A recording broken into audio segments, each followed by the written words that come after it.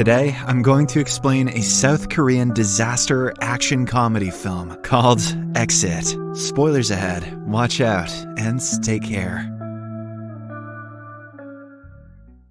In his college days, he was the leader of the climbing group and had won gold in several tournaments. However, now, finding a job with this qualification has become a challenge. No matter where he applies, he is always rejected. Yong-nam spends most of his days in the park, practicing parkour and acrobatics. He thinks it is cool, but the whole town regards him as a loser. Even his own nephew doesn't want to be around him. At home, things are even worse. Yong-nam is treated like a kid by his parents and his elder sister alike. Although they love him a lot, they never miss an opportunity to scold him. Yong-nam is heavily dependent on them too. Despite being a grown man, his mother still makes his hair. One day, the family decides to celebrate his mom's 70th birthday. Since their house is too small to host a party, Yong-nam is tasked with finding a venue. Without thinking twice, he immediately suggests the Cloud Garden, a 3-star hotel located in the city. This is because Yong-nam's college crush and fellow climbing member, Eui-ju, works there as the vice manager. The two used to be good friends back then, but it has been 5 years since they last spoke. Nothing makes you look hotter than rolling up saying, "Hey, it's my mom's birthday." In the next scene, Yong-nam and his family get dressed and head to the venue. Once they reach it, Yong-nam is swarmed by his distant family members, who mostly bombard him with uncomfortable questions about his work life. They also inquire if he has a girlfriend, but Yong-nam simply ignores them. After a while, as the cake cutting ceremony is about to begin, Yong-nam finally sees his crush, Eui-ju. When she notices him, he pretends to be shocked. Later, the two head to a silent area, where Eui-ju expresses her happiness to see him again. She inquires if he knew that she was working here, but Yong-nam calls it a coincidence. According to him, he selected the place because of its good reviews on Google, despite being over an hour drive away. When asked about what he does for a living, Yong-nam lies, saying that he is the manager of a multi-million-dollar company. Shortly after, Eui-ju is called by her manager, Mr. Gu, who at first praises her for her excellent work. But then,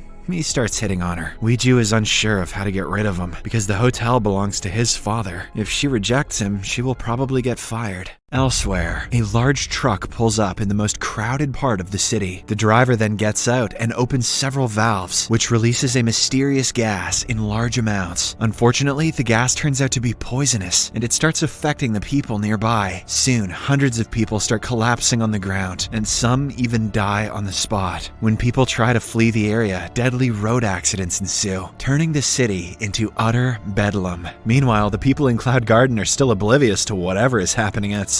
They are seen dancing and celebrating with all their energy, giving mom piggybacks and stuff. Suddenly, a nearby accident launches a glass cylinder inside, which startles Yong-nam and the others. As they rush outside to check, they see the thick layer of gas approaching their way. Hundreds and thousands of people are fleeing the scene, making them realize that something deadly is coming. Hence, Eui-ju hurriedly escorts everyone inside the hotel. While everyone obliges, Yong-nam decides to stay, as his sister has just arrived in her car. He screams at her to get out immediately, but by the time she realizes what's happening, it is too late. The gas gets to her and she collapses, so Yong-nam has to hold his breath and carry her inside. The sister somehow survives, but she is choking badly, and her entire body is covered with sores and rashes. Some of the family members try calling for an ambulance, but they are informed that at this point, only helicopters are functional. While everyone goes into a state of panic, Yong-nam and Eui-ju peek through the glass window and witness the entire city covered in thick gas. They don't know what it is or where it came from, but what they do know is that the gas is rising, so they have to reach a higher altitude as fast as they can. Yong-nam immediately approaches the others and informs them that they have to reach the terrace. They then make a makeshift stretcher for his injured sister and carry her upstairs. Unfortunately, when they reach the top, they learn that the door is locked. The only key to it is kept in the reception on the ground floor, but since that floor has already been covered with the poisonous gas, they will have to find another way. Shortly after, Eui-ju, Manager Gu, and a few others scavenge for supplies on the floor below them. There, the TV is functional, and a news channel is reporting about the mysterious gas. While the cause of it is still unknown, there are precautions to avoid exposure to it. The reporter states that one can use a gas mask, which will give them about 15 minutes of immunity if they breathe slowly. It is also essential to cover the entire body to avoid blisters and rashes. After a while, 3 gas masks are found, and Manager Gu wants someone to use them and retrieve the key from downstairs. However,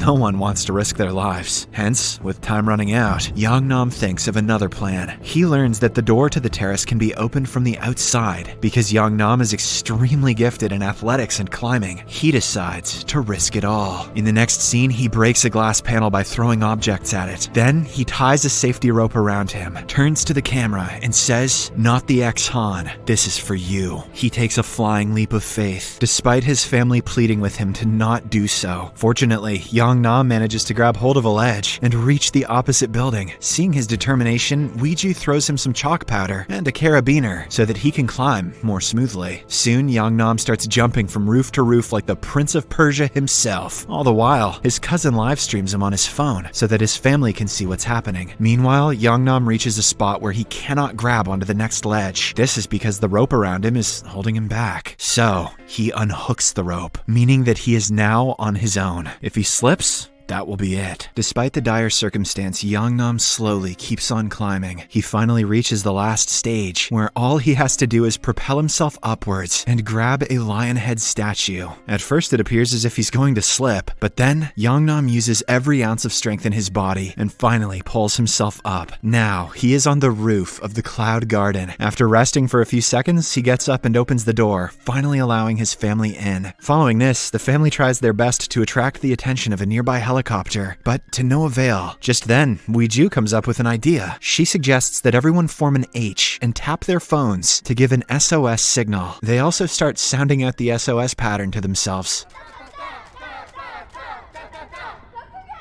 And all I could think about was this scene from The Cable Guy.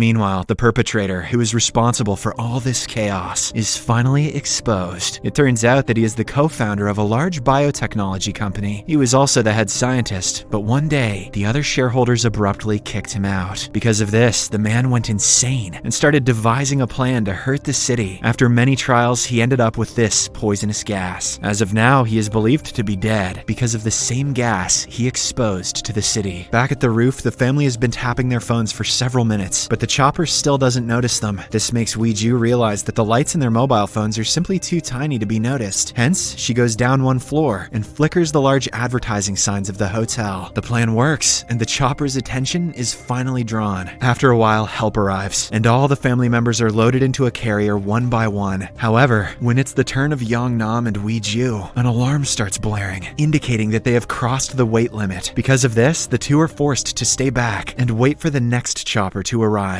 But since the gas is approaching them at an alarming rate, Yong-nam and Eui-ju decide to escape. At first, they gather the 3 gas masks they found earlier, and then stock as much rope as they can in their bags. Following this, they cover their entire body with plastic bags and head to the streets in search of a safe place. After a bit of wandering around, they climb to the roof of a building, only to realize that the gas has already reached there. Panicked, the two rush back to the streets and finally reach a building which is still safe from the gas. It turns out to be a gym with lots of equipment in it. Yong-nam and Eui-ju throw away their damaged masks, drink some water, and then get ready for their next plan. Since the building opposite to them is too far to jump, they will have to go there by rope. Soon, the two connect some dumbbells to the ropes and launch them across to the next building. Once they feel that it is firm and safe, Eui-ju decides to go first, owing to her lighter weight. The task is a challenging one, but Eui-ju is a former climbing champion, so she crosses over to the next building without much fuss. When it is Yong-nam's turn, however, the smoke slowly starts reaching them. Time is running out, and death seems imminent. But Yong-nam uses the last bit of his strength and somehow makes it across. Meanwhile, the officials learn that water has the ability to dissipate the harmful smoke. They immediately start working on it, but eradicating the entire thing will take some days. On the other hand, Yong-nam's anxious father, Jang-soo, reaches a safe place where he finds 2 reporters using a drone to cover the news. Realizing that this may be the only way to find his son, he pays them a handsome amount and asks them to inspect the area near Cloud Garden. Elsewhere, Yong-nam and Eui-ju reach a new building where several cutouts of humans are present. Suddenly, they notice a bunch of kids trapped in a nearby building pleading for help. They seem helpless as all the doors around them are closed, so the couple decides to help them first. They use the cutouts and even themselves to make a large arrow that points towards the trapped children. Luckily, the plan works, A chopper notices the children and rescues them. Since the building appears to be tall and safe, Yong-nam and Eui-ju decide to wait for the next chopper, but just then, a nearby gas station explodes. This hurls the poisonous gas back in their direction, compelling them to flee again. Eui-ju notices a large crane tower nearby, and she suggests climbing it. Yong-nam doesn't like the idea, but since he doesn't have a better one, he agrees. In the next scene, the duo is again on the move. Surprisingly, the drone that Jang-soo had hired finds them. It follows them everywhere they go, and even live telecasts them. With this, the entire country watches the daring escape with excitement. Everybody lauds their bravery and valor. Just look at all these useless streamers pretending they have something to do with it. Yong-nam's mom also observes him jumping from building to building and almost has a heart attack. Meanwhile, the duo reaches a tall building, which is the last one near the crane tower. The unfortunate thing is that the gap between them is too much. Now, with the poisonous gas approaching them at a rapid rate, death seems imminent. They even hug each other and bid their final goodbyes. They cry, which they do a lot in this movie. But right then, a buzzing sound disturbs them. It is a swarm of drones that has arrived to their rescue. Tens of thousands of dollars worth of the damn things, doing something helpful for the first time since their owners got them. It turns out that after witnessing their daring escape on television, many citizens across the city have decided to help. This gives Yong-nam renewed hope. So, he comes up with a plan. He instructs one of the drones to hook his rope on the opposite building's pipe. After this, the two tie themselves with the other end of the rope and attempt to swing to the large tower. The plan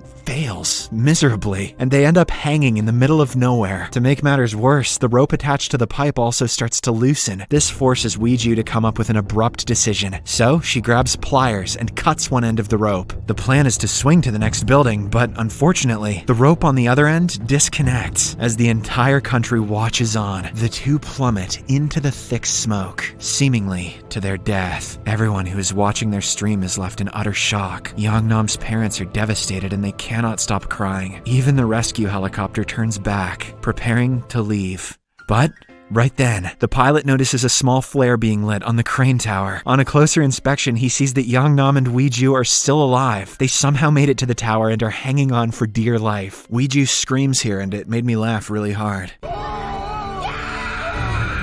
In the final scene, the two are rescued and brought back to safety, where Yong-nam finally reunites with his parents. As usual, they berate him for being reckless, but they are also proud of the bravery he showcased. Yong-nam even gets to give his mom a piggyback, just like he wanted at the party. Meanwhile, Eui-ju is alone when manager Gu comes near her and tries to flirt with her again. This time, she teaches him a lesson by punching him hard, right in the face. Get bent, Gu. In the final scene, Yong-nam approaches Eui-ju and returns her carabiner, but she insists he give it the next time they meet. Yong-nam just smiles as he realizes that she is interested in him. The movie ends as Mother Nature helps heal the city by unleashing a massive rainfall. Subscribe for more videos like this, turn on notifications, and leave a like to help the channel out. Thank you for watching.